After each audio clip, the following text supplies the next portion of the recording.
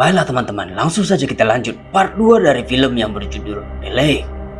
Setelah sebelumnya perawat yang melaporkan keadaan yang disampaikan Kang dan Lin, selanjutnya polisi pun datang menemui Kang dan Lin. Polisi kemudian datang ke rumah sakit untuk menemui Kang dan Lin.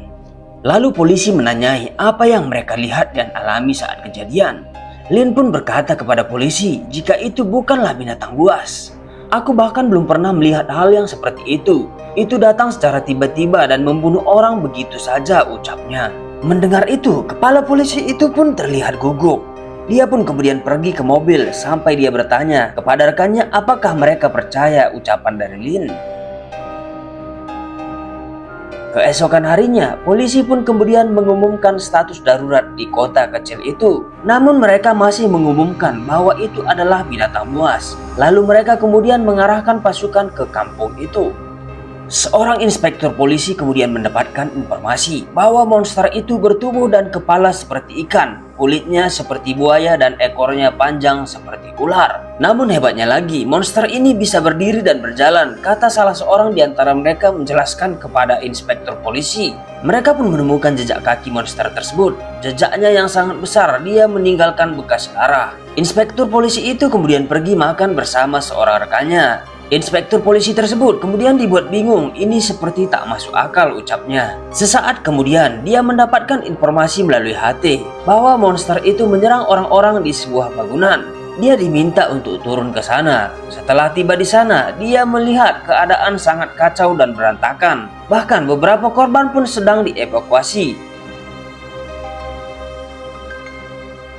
Mereka kemudian melakukan rapat darurat di kantor polisi setelahnya. Mereka menganalisa perilaku dan cara monster ini bergerak. Di samping itu, mereka menemukan dua jejak kaki berbeda dari monster itu, di mana satunya sangat besar dan satunya lagi lebih kecil. Mereka kemudian membagi tim menjadi dua ke tempat yang berbeda. Sang kepala polisi pun meminta anak buahnya lebih berhati-hati. Kita tidak tahu apa yang kita hadapi ini, ucapnya kepada timnya. Dia juga meminta untuk saling berkomunikasi antar tim. Sebelum pergi ke lokasi, inspektur pun mendapatkan panggilan dari sekolah anaknya. Dia ke sana karena putrinya yang juga tidak pernah akur dengannya terlibat perkelahian di sekolah. Karena putrinya tersebut diskor dari sekolah, dia pun kemudian membawa putrinya ikut bersamanya ke lokasi pemburuan monster.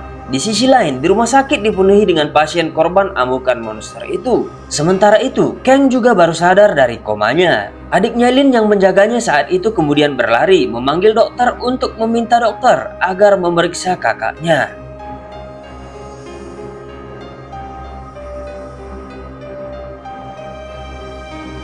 Dokter dan perawat kemudian mengambil sampel darah Kang untuk diperiksa. Lalu, dua orang mahasiswa yang sedang melakukan penelitian menanyai Lin dan Kang apa yang sebenarnya menyerang mereka.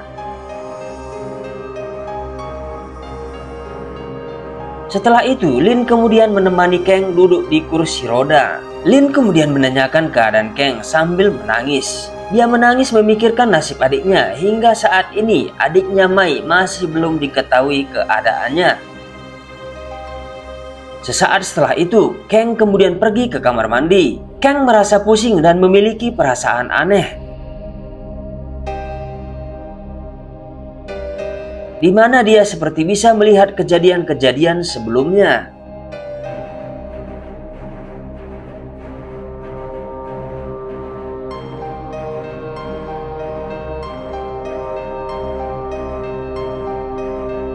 Sementara kepala polisi yang sedang membawa orang-orang untuk memburu monster itu mendapat informasi dari seorang warga mengenai keberadaan monster itu. Dia pun kemudian mengerahkan semua orang ke sana. Kang yang masih belum bisa bicara kemudian menuliskan di kertas, "Aku tahu di mana makhluk itu," lalu memberikannya kepada Lin.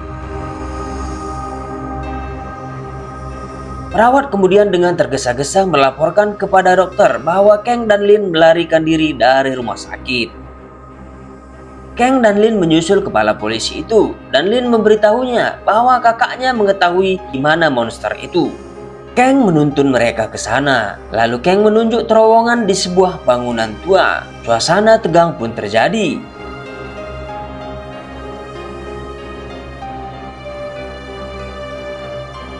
Setelah itu, mereka kemudian melemparkan sebuah bom molotov ke dalam bangunan itu. Ternyata di sana adalah monster yang berukuran kecil. Dia kemudian mengaung-ngaung. Lalu monster itu keluar dan menyerang mereka. Namun ketika mereka menombak monster itu, Kang merasa kesakitan, seperti ada kontak antara Kang dan monster itu. Saat petugas dan warga sudah berhasil menangkap monster itu,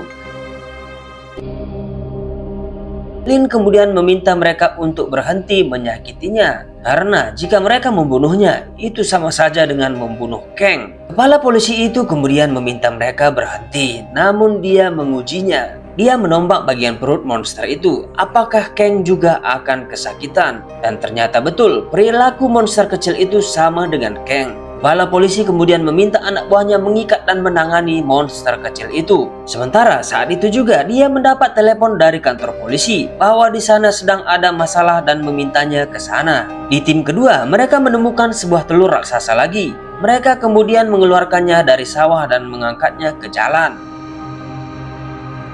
Sang inspektur polisi pun kemudian tiba di sana. Dia meminta putrinya tetap di mobil dan memberinya sebuah HT agar bisa mengabarinya jika terjadi apa-apa.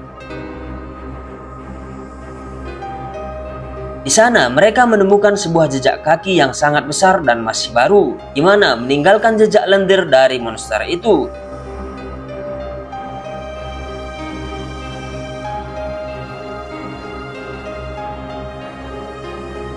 Di sana jugalah polisi menemukan Mai, adik Lin dan Kang. Sebelum inspektur polisi menanyai Mai, dia pun ditunjukkan telur raksasa itu oleh polisi lainnya. Polisi lain kemudian berpatroli dan membuat pengumuman jika warga akan dievakuasi dari sana. Warga diminta berkumpul di kuil. Lalu kemudian kepala polisi tiba di kantor polisi. Di sana terlihat sangat kacau dan sangat banyak orang melakukan protes. Berlanjut di part 3 ya temannya.